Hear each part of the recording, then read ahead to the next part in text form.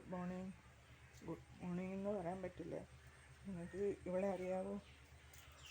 കല്യാണി നമ്മുടെ വീട്ടിൽ ചോറിനാൻ വരുന്ന മോളാണ്.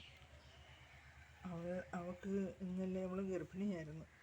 ഇവളെ ആരോ ഉപദ്രവിച്ച്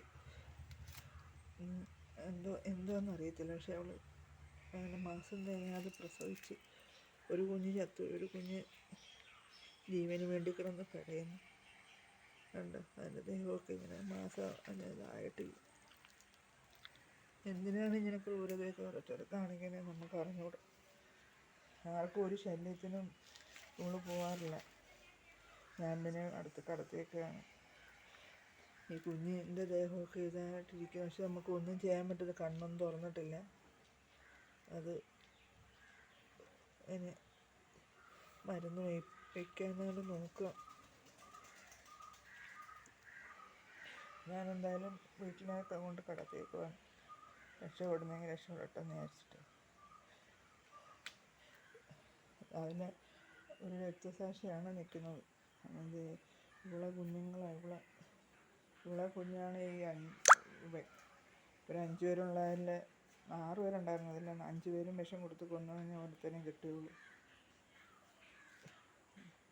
ഇവരെല്ലാവരും ഉപദ്രവിക്കുന്ന കാരണം ഇപ്പം നമ്മളെ വീട്ടിനകത്തോട്ട് കയറി ഓടി വന്ന് കയറി കിടക്കുന്നത്. കാരണം എപ്പോഴും ഗേറ്റ് തുറന്നത്.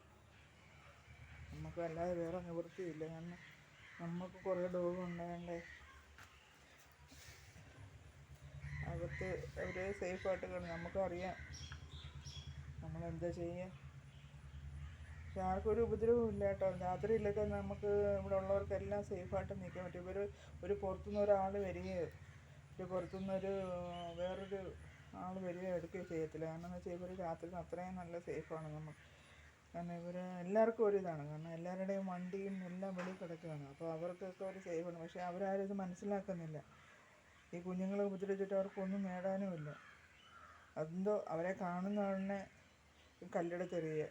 അത് 1-2 വീട്ടുകാർക്കേ ഉള്ളൂ ഭയങ്കര ബുദ്ധിമുട്ട്. ഇനി എന്താ ചെയ്യുക? മെമ്പറോടൊക്കെ ചെന്ന് ഞാൻ സംസാരിച്ചു. ഇവരെ വന്ധീകരിക്കാനുള്ള സംവിധാനം ചെയ്യാൻ പറഞ്ഞു. പക്ഷേ ഇനി അവർ പഞ്ചായത്തിൽ നിന്നുള്ള ഒരു റെസ്പോണ്ട് ഇതുവരെ ഉണ്ടായിട്ടില്ല. പക്ഷേ ഇനി ഞാൻ തന്നെ നമ്മുടെ കൊയിലോം പെറ്റ് ക്ലിനിക്കിൽ കൊണ്ടുപോയിട്ട് ചെയ്യാമെന്നും പറഞ്ഞിരിക്കുകയാണ്. ഇത് കഴിഞ്ഞിട്ട് അവളെയും ഇവളെയും ഉണ്ട്. ഇനി 2 പേരും കൂടെ വേറെ പുറത്തുണ്ട്. അവരെ കാണുന്നില്ല. അവരെന്ത് ചെയ്യുന്നു എന്തോ. അവരെയും കൂടെ നമുക്ക് 4 പേരെയും കൂടെ കൊണ്ട് ചെയ്യാമെന്ന് വിചാരിക്കുന്നു. അല്ലാതെ നമ്മളെന്താ ചെയ്യുക? ഇങ്ങനെയാണെങ്കിൽ കുഞ്ഞുങ്ങൾ നമുക്ക് പാല് നിൽക്കുന്നു. ഞാൻ പിന്നെ ഞെക്കിക്കളയുന്നുണ്ട്. കുഴപ്പമില്ല. പക്ഷേ എൻ്റെ കുഞ്ഞിനും പ്രശ്നമാകത്തില്ല.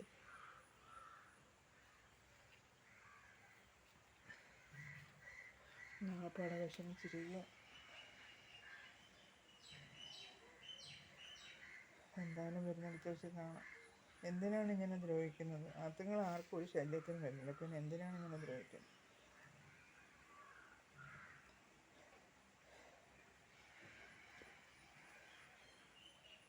ജീവിതത്തിൽ നമ്മൾ